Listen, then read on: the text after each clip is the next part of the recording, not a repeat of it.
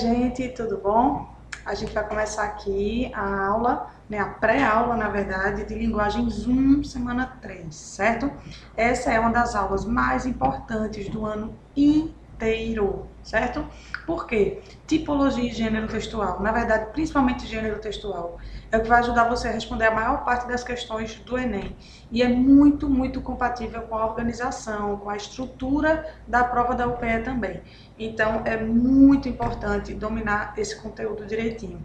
Na verdade, os conceitos de tipologia e gênero vão hoje ser relacionados. Eu vou falar mais de tipologia para você entender a diferença entre essas duas ideias, tá bom? E aí, até porque gênero é um assunto que não se esgota, você vai passar o ano inteiro vendo gêneros textuais, ok?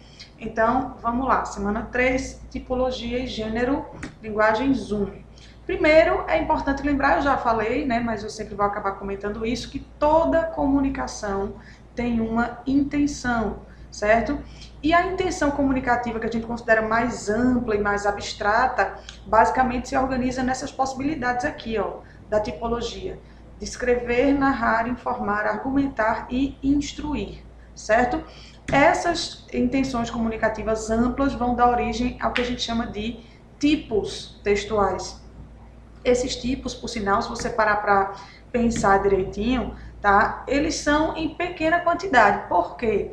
Porque o conceito é amplo, ou seja, se ele abraça uma ideia muito grande, ele vai ter uma menor diversificação de nomes, tá? Se o conceito é muito amplo, quantos tipos eu tenho? Muitos ou poucos? Poucos. Se o meu conceito for muito específicozinho, aí quantos tipos eu teria, né, se fosse? Eu teria muitos tipos, que é o que vai acontecer com os gêneros, como a gente vai ver mais pra frente. Então, na verdade, o tipo textual, a gente chama de, ou sequência textual, ou modo de composição textual, a gente diz que é uma intenção comunicativa ampla do texto, a natureza linguística do texto. Isso também vai ser relacionado depois a funções da linguagem, porque tem até algumas coincidências entre esses dois assuntos, tá?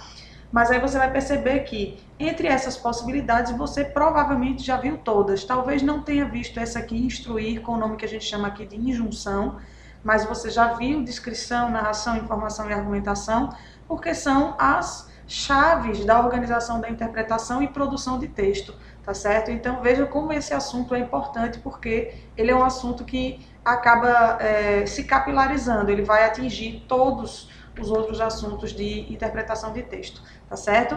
Então a gente tem essas possibilidades aqui. O que a gente vai fazer agora? A gente vai falar de cada uma dessas possibilidades de manifestação dessa intenção comunicativa ampla, dessa tipologia, né? Aí eu acrescentei aqui, ó, que são poucos tipos textuais, justamente porque o critério de percepção dos tipos é um critério muito amplo, né? Então, se ele é amplo, se ele é folgado, na verdade, muitas coisas se agrupam em um mesmo tipo. Então, a diversidade de tipos acaba sendo muito pequena, você conta nas mãos, certo?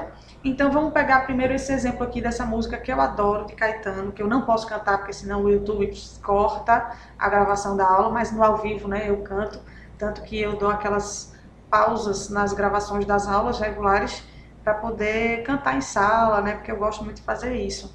Então, veja só, a gente tem aqui o seguinte texto da música de Caetano. Você é linda, mais que demais, dá vontade louca de cantar, né? Não posso. Onda do mar do amor que bateu em mim. Veja, você é linda, você é a onda do mar do amor que bateu em mim. Você é forte, dentes e músculos, peitos e lábios. Você é forte, letras e músicas, todas as músicas que ainda hei de ouvir. No Abaeté, areias e estrelas não são mais belas do que você, mulher das estrelas, mina de estrelas. Diga o que você quer. Você é linda e sabe viver. Você me faz feliz. Esta canção é só para dizer e diz que você é linda. Veja, nessa música você percebe uma finalidade de descrever essa pessoa, né, que se considera aqui linda. Perceba que, se você fechar os olhos, você consegue quase imaginá-la. Isso é uma característica da descrição. É como se fosse a produção de um retrato verbal, de algo, de uma pessoa, de uma paisagem, tá? Um cenário, pode ser também. Então, na verdade, a principal característica da descrição é essa produção de uma imagem mental a partir da leitura, certo?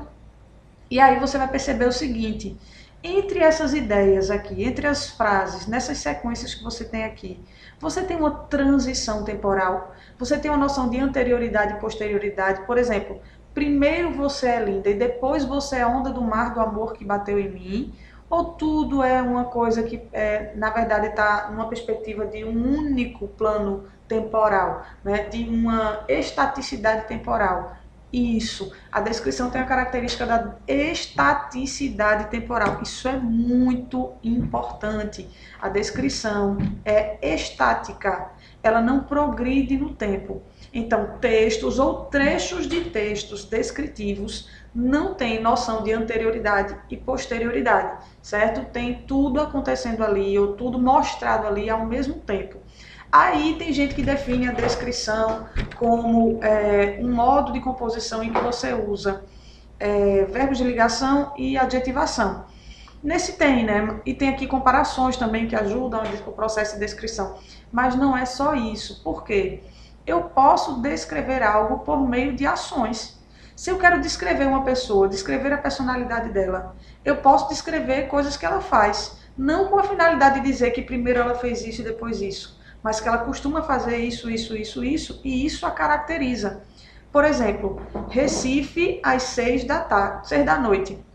Recife às 6 da noite. Se eu quiser produzir a descrição disso, eu posso usar várias frases de predicado verbal, com verbos de ação, e mesmo assim continua descritivo e continua estático. Olha só, Recife, 6 da noite.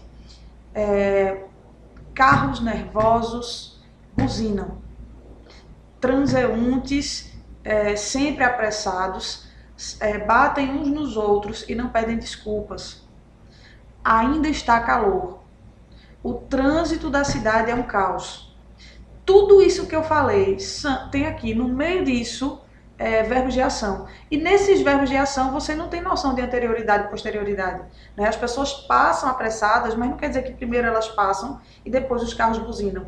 Tudo ali está acontecendo ao mesmo tempo. Por quê? Porque a finalidade é que você tenha uma perspectiva da cena, da imagem, né, do que seria um quadro. Recife às 6 da noite. Então esse trecho aí é descritivo, ele é estático no tempo, tá certo? Então a descrição é esse trecho ou texto que tem a intenção de produzir uma imagem mental, um retrato verbal de uma pessoa, de um cenário, de um objeto, etc. Certo?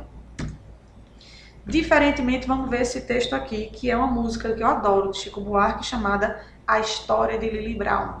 Certo? Poxa vida, essa dá vontade de cantar mesmo. Procura aí na voz de Gal Costa, é linda. Como num romance, o homem dos meus sonhos me apareceu num dancing. Era mais um. Só que num relance, os seus olhos me chuparam feito um zoom. Ele me comia, calma, com aqueles olhos de comer fotografia. Eu disse cheese e de close em close fui perdendo a pose até sorrir feliz. Veja o que está acontecendo aqui. Primeiro o homem apareceu, olhou para ela, comeu com os olhos, né? Ela disse cheese, foi perdendo a pose e sorriu. Isso é estático ou isso tem progressão temporal? Tem progressão temporal. Progressão temporal é a principal característica do texto narrativo. Ah, mas a narração conta a história. É verdade, para contar uma história tem que ter anterioridade e posterioridade, sequências de ações. A gente chama isso de progressão temporal, certo? Então a narrativa é um texto com a finalidade de contar uma história, produzindo noções de progressão temporal entre as ações, ok? Aí tem aqui ó, ainda, e voltou. Me ofereceu, não posso cantar. Me ofereceu um drink e me chamou de anjo azul. Minha visão foi desde então ficando flu. E isso aqui tem sequência de ações com personagens, certo? Tem os elementos da narrativa, certo? É o personagem, o narrador, o tempo, o espaço e o enredo, que é a própria sequência de acontecimentos. Então a gente chama isso aqui de narração. É uma música narrativa. Tem músicas que são mais descritivas, como a gente viu ali Caetano. Tem músicas que são mais argumentativas. Se você pegar Gabriel Pensador, Pitty, você vai ver. Tem músicas que são mais narrativas, como você vai ver, sabe quem? Legião Urbana, Faroeste Caboclo, é uma história do início ao fim. Eduardo e Mônica é uma história, certo? Então, isso pode se diversificar muito dentro da música. O que dificilmente tem é uma música informativa, como a gente vai ver agora o texto informativo. Eu não sei se aconteceu com você, mas quando eu estudava no colégio filosofia, eu tinha muita dificuldade de dizer exatamente o que era filosofia. Vamos dar uma olhadinha aqui nessas duas definições. Filosofia: amor pela sabedoria, experimentado apenas pelo ser humano consciente de sua própria ignorância. Segundo autores clássicos, o sentido original do termo atribuído ao filósofo grego Pitágoras. Ficou fácil? Vê a de baixo. É pior. No platonismo, é a investigação da dimensão essencial e ontológica do mundo real, ultrapassando a opinião irrefletida do senso comum, que se mantém cativa da realidade empírica e das aparências sensíveis. É isso, né, minha gente? Fácil demais. Filosofia aqui está sendo explicada. A intenção comunicativa desse texto é que você entenda o que é filosofia. Por mais que isso seja um pouco abstrato, a intenção comunicativa do texto é fazer você entender esse conceito. Então, a intenção comunicativa dele é exposição, também chamada de informação, certo? Então, a informação ou a exposição tem a característica de o autor omitir seus pontos de vista e dar espaço apenas ao que é factível, ao que é verídico, né, factual. Então você tem aqui informações e conceitos pré-estabelecidos, que não são pontos de vista do autor, certo? Então aqui você tem um texto de tipologia expositiva ou informativa. Perceba que, em termos de gênero, que a gente vai falar já já, você vai entender que os nomes são mais específicos, né? Dentro da ideia de expor ou informar, você tem várias manifestações possíveis de gêneros textuais, certo? Veja aqui o outro texto. Esse texto é muito bom, ele foi publicado no Diário de Pernambuco e foi também veiculado numa prova da Federal, quando tinha primeira e segunda fase, que a prova da segunda fase era excelente, muito boa para a interpretação de texto. As questões são um formato diferente de VUF, mas os textos, as escolhas são maravilhosas. E esse aqui é um texto de Amparo Caridade chamado Álcool é Droga Sim. Olha o que ela diz. Beber tornou-se um comportamento referência de gente jovem e feliz, de gente que sabe viver, que nem tem tempo para dormir, que tem mais é que gozar a vida, mesmo que sorvendo-a em grandes goles de alienação. No imaginário da sociedade do espetáculo, ser bom de copo, ser daqueles que encaram todas as doses, ganhou um perfil de gente sarada. Nesse contexto, beber com limites pode parecer caretice. Veja que interessante o que ela faz. O texto é sobre o álcool, a bebida, certo? Entre jovens. E aí ela usa, veja, gozar a vida sorvendo-a em grandes goles de alienação. Ela está aproveitando o tema do texto para a seleção vocabular. Veja, isso é uma metáfora, né? A vida em goles. Agora, é uma metáfora que aproveita o campo semântico do próprio texto, que é a bebida. Achei muito bem construído. E veja que ela continua, então, dizendo o seguinte: é abusiva e enganosa, vê como isso é um posicionamento. É abusiva e enganosa a propaganda que os meios de comunicação veiculam da bebida, mostrando-a sempre como produtora de um estado ideal de bem-estar. Não é verdade que a propaganda coloca como se você estivesse sempre de boa quando toma uma cervejinha, quando toma um uísque, né? O estrago que o excesso promove é ocultado. Ninguém mostra o que acontece quando a pessoa bebe demais. Os efeitos corrosivos e desfigurantes que a bebida produz, veja que coisa, no corpo e no espírito, né, da pessoa, são omitidos. Ante o indivíduo seduzido pela bebida e pela propaganda, fica frágil e inoperante qualquer discurso familiar acerca de limites. A propaganda precisa assumir compromisso com os valores da cultura e não destituí-los. Veja, de novo, é muito posicionamento. Esse texto tem bastante personalidade, porque as informações são categóricas e firmes. Então você tem aqui o posicionamento de alguém sobre um tema. Não é um texto como seria informativo. O que a bebida produz no corpo, altera tal coisa. E aí, sem posicionamento do autor, esse texto diria quais são os efeitos químicos, etc., da bebida no corpo. Esse aqui não. É um texto em que o autor se posiciona criticamente sobre o tema da bebida entre adolescentes, ok? E aí você entende que ele assume que a sociedade tem uma postura meio condescendente em relação a isso, certo? De dizer, agir pelo menos como se a bebida não fosse uma droga, e por isso que o título do texto é Álcool é droga, vírgula, sim, para dar a entender justamente esse diálogo com os valores da sociedade, que na verdade é entrar em confronto com o que a sociedade faz, né, a maneira como ela age em relação ao consumo de álcool, como se fosse uma coisa absolutamente natural. E ela diz que não é, ela defende que o consumo de álcool em exagero não é absolutamente de nenhuma forma natural, certo? Ele desfigura a pessoa, o corpo e o espírito. Então, a gente entende como esse texto apresenta e defende um ponto de vista, por isso a gente vai chamar de tipologia argumentativa. Perceba, estamos aqui, ó, descrição, narração, exposição e argumentação. Só falta um. Vamos dar uma olhada. Olha só esse cartazinho aqui. Você tem, não sei se está pequeno, deixa eu ver se eu aproximo aqui para vocês. Um pouco mais. Vê só. Mantenha a caixa d'água sempre fechada com tampa. Se você não colocou areia e acumulou água no pratinho da planta, lave-o com escova, água e sabão. Faça isso uma vez por semana. Remova as folhas, galhos e tudo que possa impedir a água de correr pelas calhas.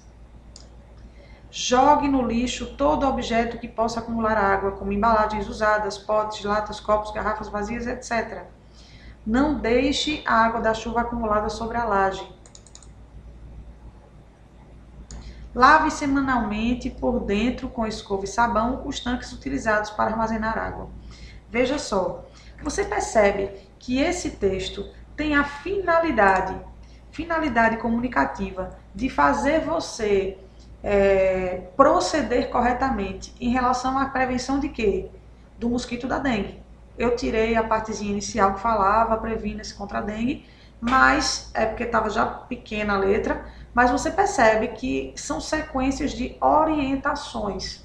Esse texto que tem a função de instruir procedimentalmente mesmo, não é instruir no sentido de só ensinar a teoria, não. É orientar procedimentos. A gente diz que ele é instrucional, também chamado de injuntivo. Então, o que acontece aqui é uma injunção. Lembre-se, o modo mais claro e usado de produzir uma injunção é usar o modo imperativo do verbo. Olha o que acontece aqui, ó. Encha, certo? Você tá vendo aqui? Encha de areia até a borda, mantenha, lave, faça, remova, certo? Jogue e não deixe, e aqui lave novamente. Olha só, esses imperativos fazem com que esse texto seja uma sequência de orientações, ok? Então a gente vai chamar isso de tipologia injuntiva. São essas as possibilidades de tipologia. Agora, se você quer falar o seguinte, de uma intenção comunicativa mais específica, não é só contar uma história, é contar uma história com um tom moralizante. Contar uma história com a finalidade de ensinar alguma coisa. Esse negócio preto não faz diferença nenhuma aqui, né? Não sei nem como é que muda a cor, depois eu vejo.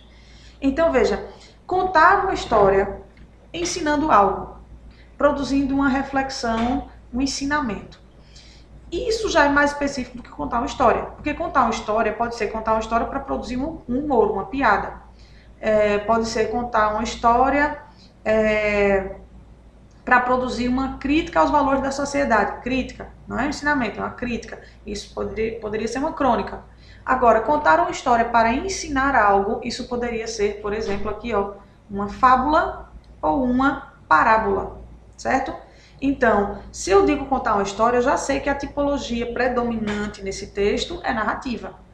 E se eu considero que eu preciso contar uma história com tom moralizante, isso vai me levar a escolher um formato de texto específico de narração. Então, os gêneros são justamente esses textos específicos, certo? Que servem para concretizar nossas intenções comunicativas menos amplas, mais específicas. Então, você tem, por exemplo, digamos que eu estou lendo aqui um livro e você faz, o que é isso? Eu digo, é uma narração. Aí você, sim, seja mais específica. Aí eu vou dizer, é um romance, é um livro de crônicas, é um livro de contos. Então, tudo isso são formas de narração, certo? Então, você tem uma intenção comunicativa mais ampla e abstrata, que são os tipos, e você tem a manifestação concreta das intenções específicas, que são os gêneros textuais ou discursivos.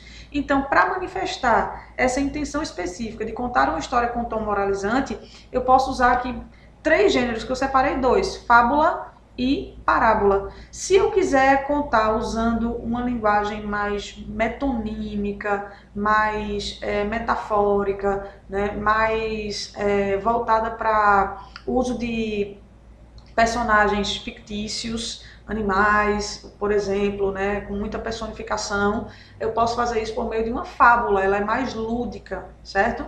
Ela brinca mais, ela é mais lúdica, portanto que até ela é muito mais usada para crianças, muito usada para crianças. Já a parábola, ela costuma partir de situações plausíveis, reais, possíveis, então geralmente é com seres humanos, e ela está mais ligada a ensinamentos religiosos, certo? Então na Bíblia você tem muitas parábolas, e não fábulas.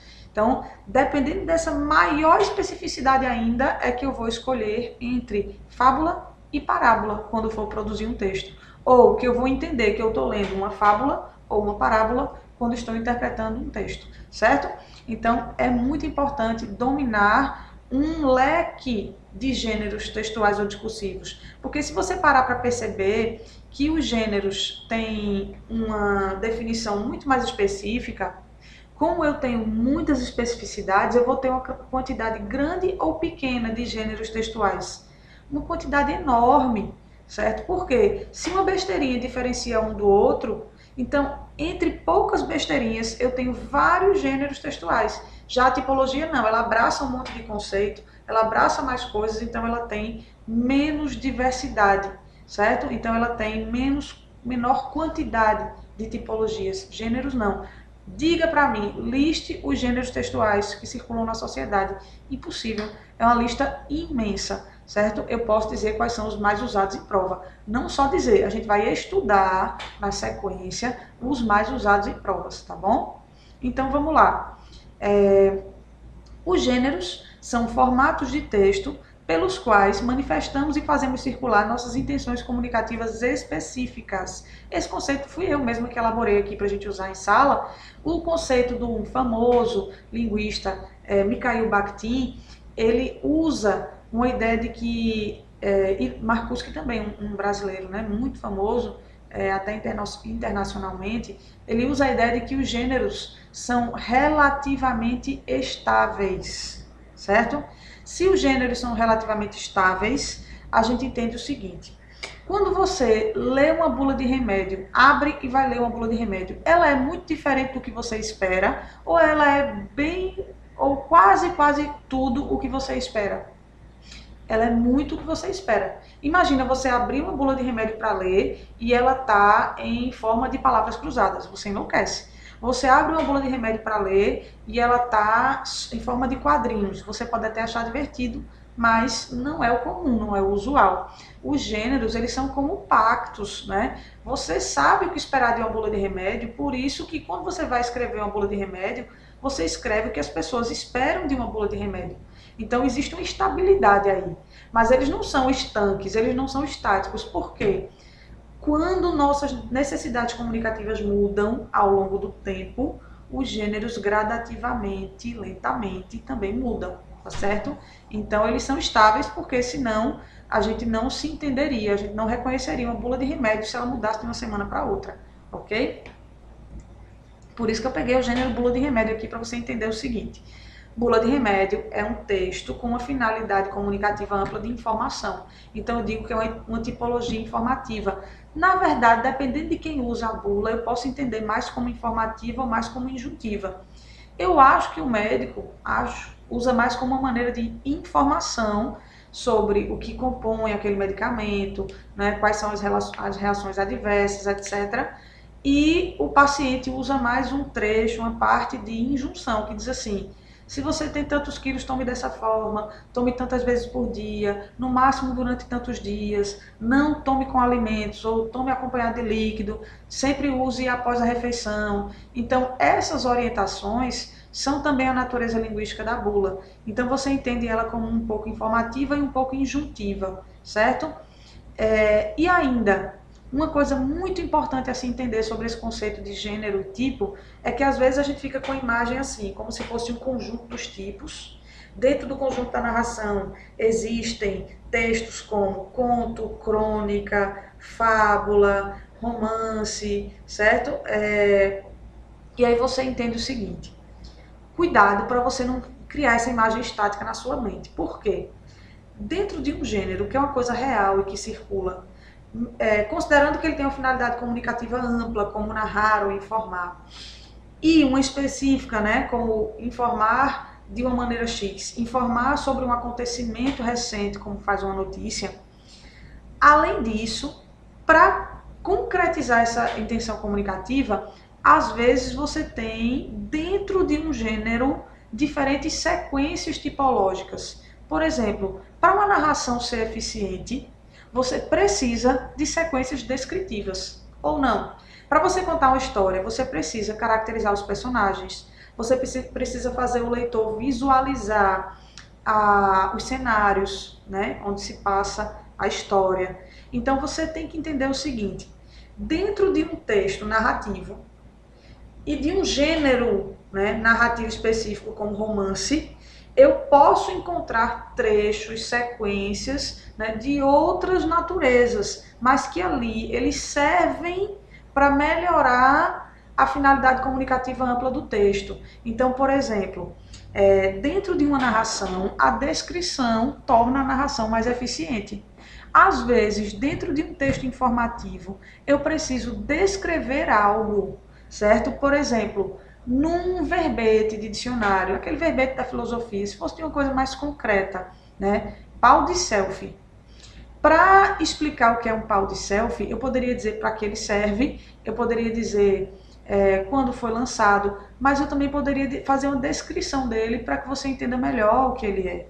Então eu posso ter, dentro de um texto expositivo, como é o gênero verbete de dicionário, verbete de enciclopédia, eu posso ter dentro dele um trecho descritivo? Posso. Então, um texto que é essencialmente informativo, eu posso ter um trecho descritivo para ajudar a informação, entendeu? Bom, então, cuidado para você não generalizar essa coisa de maior e menor. O gênero digamos assim, menor, pequeno, e o tipo é grande e amplo, não é uma coisa de um contém o outro não, tá certo? Porque dentro da intenção do gênero, você pode ter sequências tipológicas diferentes. Por isso que a gente também dá o nome de sequências. Então, dentro de uma bula, você pode ter sequências descritivas, porque você diz qual é a composição do medicamento. Você pode ter sequências informativas para explicar o histórico, né, do remédio, como ele foi feito, etc. e tal. Você pode ter sequências, deve ter sequências injuntivas para dizer como tomá-lo, e às vezes pode ter outra sequência que eu nem falei aqui ainda, que a gente chama de preditiva, que é o que prediz, é o que diz antes de acontecer. Você vai encontrar, por exemplo, em horóscopo, né, você vai encontrar uma bula de remédio quando ela diz assim: após o 2º dia, este medicamento fará isso. Então, ele diz algo, ele prevê um acontecimento, esse trecho preditivo, essa sequência preditiva, certo? Então, dentro da bula, você tem mais de uma sequência tipológica possível. Cuidado, esses conceitozinhos às vezes se misturam. E se você tiver dúvida, procura a gente, faz as questões, procura a gente no pátio, aí na arena de dúvidas, para esclarecer. Tá certo? E ainda tem o espaço da aula para isso ainda ser construído e ter um espaço para você dialogar, certo? Bom, vamos pegar aqui algumas questões da ficha, certo? Para a gente responder. Esse texto aqui, ó, é de Antônio Engelke, né? Engelke, desculpa. e se chama O Anjo Redentor, foi publicado na revista Piauí em 2018. E diz assim: mito, na acepção aqui empregada, não significa mentira, falsidade ou mistificação. Tomo de empréstimo a formulação de Hans Blumenberg, do mito político como um processo contínuo de trabalho de uma narrativa que responde, olha, a uma necessidade prática de uma sociedade em determinado período. O mito político, ele está dizendo que é um processo contínuo, construído continuamente, que atende a uma necessidade de uma sociedade em um determinado período. Narrativa simbólica que é, o mito político coloca em suspenso o problema da verdade. Seu discurso não pretende ter validade factual, mas também não pode ser percebido como mentira, do contrário, não seria mito. O mito político confere um sentido às circunstâncias que envolvem os indivíduos. Qual é o sentido? Ao fazê-los ver sua condição presente como parte de uma história em curso, ajuda a compreender e suportar o mundo em que vivem. Então, o mito político ajuda a população a compreender e suportar o mundo em que vive. E perceba que ele não é exatamente uma mentira. Como diz o texto aqui, ele é uma necessidade prática de uma sociedade em um determinado período, provavelmente para que ela não entre em colapso, certo? Porque ajuda a compreender e suportar o mundo em que vive. Primeiro, de acordo com o texto, o termo, o mito político, letra A, prejudica o entendimento do mundo real. Não necessariamente, na verdade, aqui está dizendo assim, ajuda a compreender o mundo em que vive. Se ajuda a compreender, não prejudica o entendimento, tá? Letra B, necessita da abstração do tempo. Não necessariamente, ele não falou em necessidade de abstração de tempo para que exista o mito político. Pelo contrário, é em um momento real e presente que surge a necessidade de um mito político. C. Depende da verificação da verdade. O mito político tem um compromisso, uma dependência, um rabo preso com a verdade? Não. Na verdade, ele meio que coloca em suspenso, como disse o texto, o valor da verdade, a necessidade da verdade ou a importância da verdade. Letra D. É uma fantasia desvinculada da realidade? Não, O mito político, segundo o autor, é uma necessidade de uma época, de uma sociedade. Então, definitivamente não é desvinculado da realidade. E letra E. Atende a situações concretas. Atende a uma necessidade real de uma sociedade em um determinado momento. Então, a resposta dessa questão é a letra E, tá? Você entende que o autor desse texto usa posicionamentos de outros autores, é um conceito construído por outros autores sobre a visão de outros autores de mito político para poder chegar à definição que ele quer. O segundo texto aqui é sobre não sei se vocês já viram, A Menina que Roubava Livros, se vocês já leram esse livro. A trajetória de Lisel Memminger é contada por uma narradora mórbida, surpreendentemente simpática. Ao perceber que a pequena ladra de livros lhe escapa, a morte afeiçoa-se à menina e rastreia suas pegadas, de 1939 a 1943. Você entende historicamente o que representa esse período, da Segunda Guerra Mundial. Traços de uma sobrevivente. A mãe comunista, perseguida pelo nazismo, envia Lisel e o irmão para um subúrbio de uma cidade alemã, onde um casal se dispõe a adotá-los por dinheiro.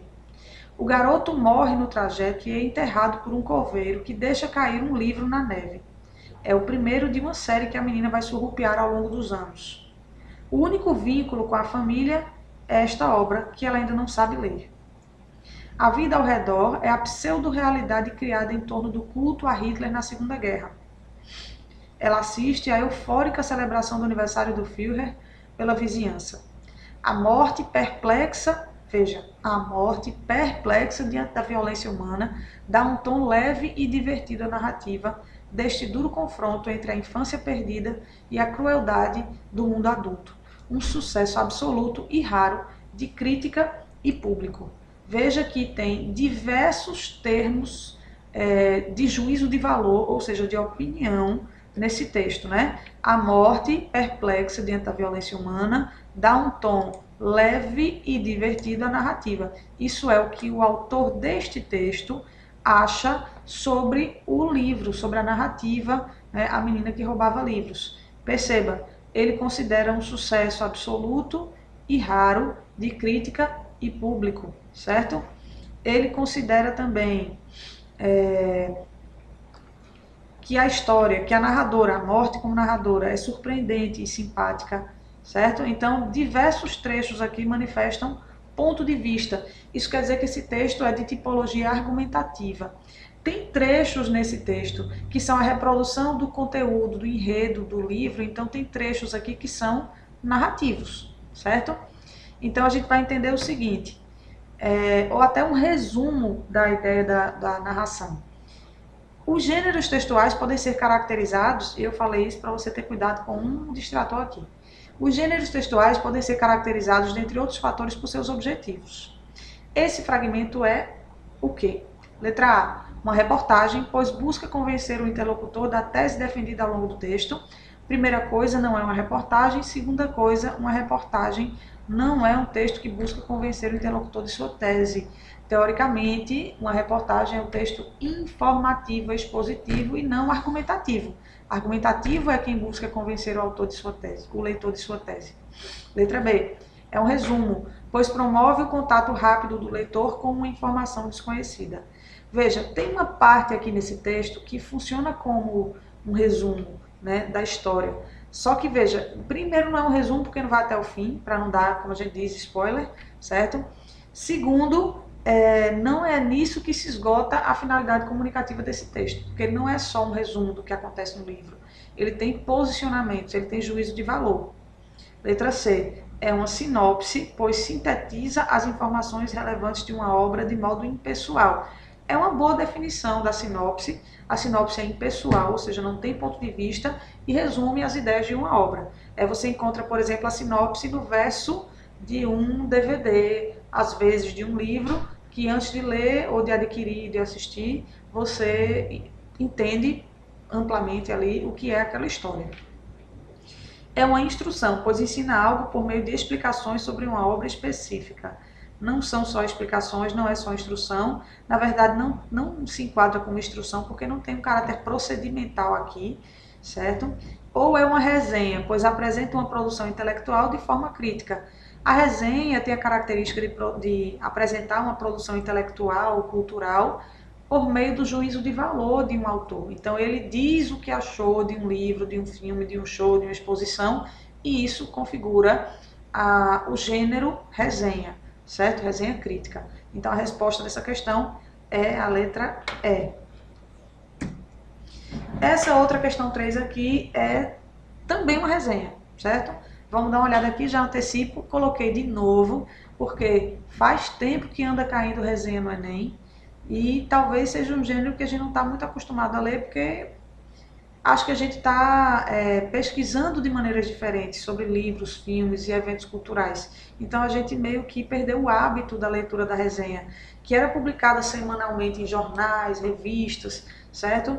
Resenha de um filme que acabou de sair, a resenha de uma exposição, de um livro. Ainda existe, óbvio que existe, só que a gente não procura tanto quanto isso acontecia antes, né, que era uma coisa meio periódica.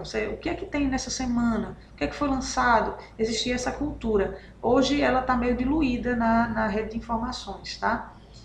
Darín na Patagônia. Principal nome do cinema argentino contemporâneo, Ricardo Darín está à frente do surpreendente Neve Negra, longa-metragem que estreou na última quinta-feira no circuito de cinemas da capital. Rodada na Patagônia, a produção que conta com uma arrebatadora, isso aqui é ou não é ponto de vista, não é? Uma arrebatadora fotografia, eu não tenho muita coordenação motora para isso não, misericórdia, peraí. É assinada por Martin Odara, que em 2007 dividiu com Darín a direção de O Sinal, e traz no elenco nomes como Leonardo Sbaraglia, Laila Costa e Federico Lupi. Em Neve Negra, Darín interpreta Salvador, homem que há décadas vive isolado, cercado quase exclusivamente por neve, árvores e animais. A calmaria na vida de Salvador termina quando ele recebe a visita inesperada do irmão e da cunhada, interpretados por Sbaraglia e Laila, e tentam convencê-lo a vender para uma grande empresa as terras que os irmãos receberam de herança. Com a recusa do homem, eles entram em conflito e passam a reviver traumas do passado. Veja que esse texto não diz o que acontece no final, mas diz o que é a força motriz daquela história. O principal acontecimento que dá origem a todos os conflitos da história é antecipado aqui para você ver se interessa a você, certo? Então ele diz isso mostrando seu posicionamento. É uma resenha. Veja só, a resenha é um gênero comum nos cadernos de cultura de jornais empregado para divulgar filmes, livros, peças, exposições, shows, entre outros. Uma característica comum ao gênero resenha, como se pode identificar no texto, sobre o filme Neve Negra, é, letra A, o clima de suspense em torno do qual a sequência de informações é construída. Não necessariamente uma resenha tem um clima de suspense, O predomínio da argumentação em lugar da descrição. Observado na caracterização do elenco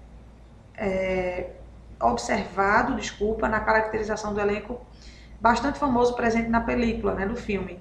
Veja, esse gênero se caracteriza pelo predomínio da argumentação em lugar da descrição, e essa argumentação é observada na caracterização do elenco. A caracterização do elenco, veja a tipologia.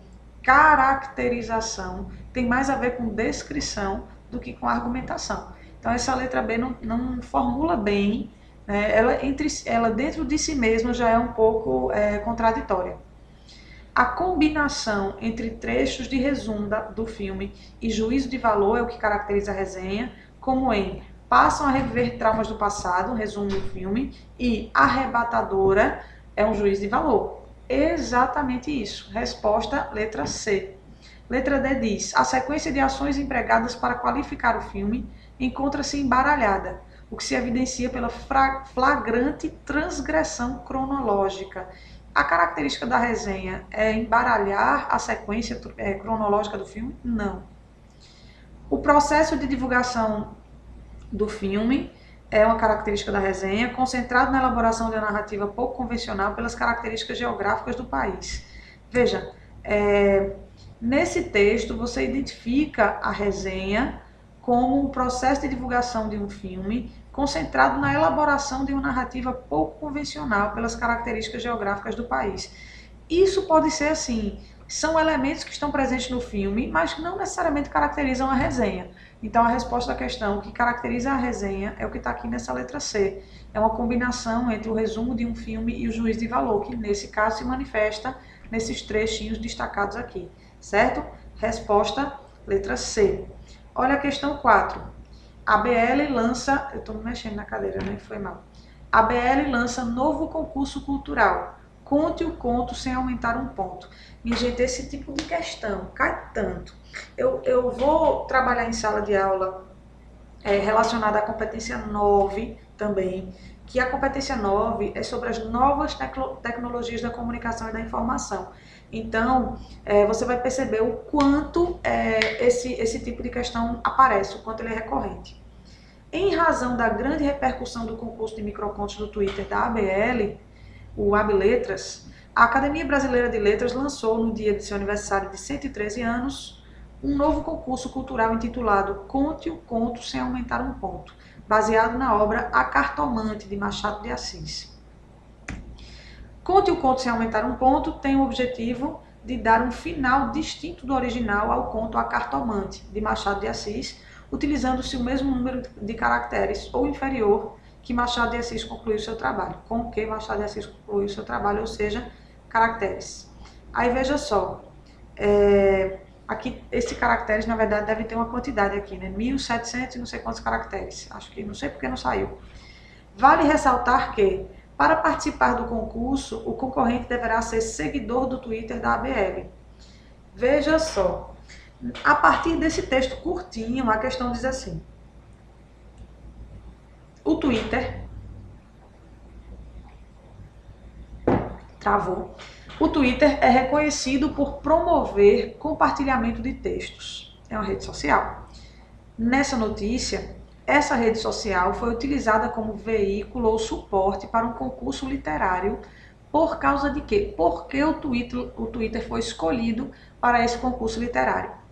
De baixo para cima, pela dinâmica da sequência narrativa, fidelidade aos fatos cotidianos, atualidade do enredo proposto, interesse pela participação de jovens ou limite pré-determinado de extensão do texto. Veja só como tem os distratores legais aqui. Interesse pela participação de jovens é uma coisa muito plausível, porque a rede social é um vetor atrativo de jovens, né? Você entende como existe uma população jovem presente nas redes sociais e como essa escolha pode ser até uma maneira da ABL se modernizar e atrair o público jovem, mas o motivo não foi esse, porque o texto explica o motivo. Existe uma quantidade limite de caracteres na proposta do microconto. Microcontos, nanocontos, são esses contos bem reduzidos, que tem que ter um enredo, mas dizendo muito pouco. Isso é muito difícil de fazer, viu? Dizer muito falando pouco, né? É muito difícil. Dizer muito escrevendo pouco é trabalhoso demais. É um trabalho muito apurado da linguagem. Então, esse concurso propõe que você crie uma história usando só a quantidade permitida de caracteres do Twitter. Então, é muito... digamos assim, é muita concisão na linguagem, certo? E esse, especificamente, é o motivo de ter sido escolhido o Twitter e não, por exemplo, o Facebook. No Facebook dava para você escrever um conto do começo ao fim, né? E aqui no Twitter não, é só o final do conto que vai ser reescrito e tem uma limitação de caracteres para isso, certo? Então a resposta dessa questão aqui é a letra A. Teve gente que marcou a letra C, atualidade do enredo proposto. O enredo proposto é a continuação do conto de Machado de Assis, A Cartomante. E não existe atualidade nisso, não. É um conto, né, que está lá representando os valores do século XIX. Então, não necessariamente existe uma atualidade no enredo proposto. Questão 5 e última. É um texto multimodal. Reações celíacas ao ler um rótulo sem glúten. Não contém glúten. Curti. Olha a reação aqui. Sem glúten e com sabor. Amei. Sem glúten e barato. Incrível, né? Haha. Feliz. Sem glúten, barato e gostoso. Impressionante. Sem glúten, mas pode conter traços. Infelizmente. Ou seja, inviabiliza para quem é celíaco. Rótulo tá todo errado. Aí, ó, raiva danada. Porque você nem sabe. Não é que você não possa, é você nem sabe se pode comer, certo? Vamos ver aqui o que diz a questão. Essa imagem ilustra a reação dos celíacos, pessoas sensíveis ao glúten, ao ler rótulos de alimentos sem glúten. Essas diferentes reações indicam que, em geral, os rótulos desses produtos, letra A, trazem informações explícitas sobre a presença de glúten.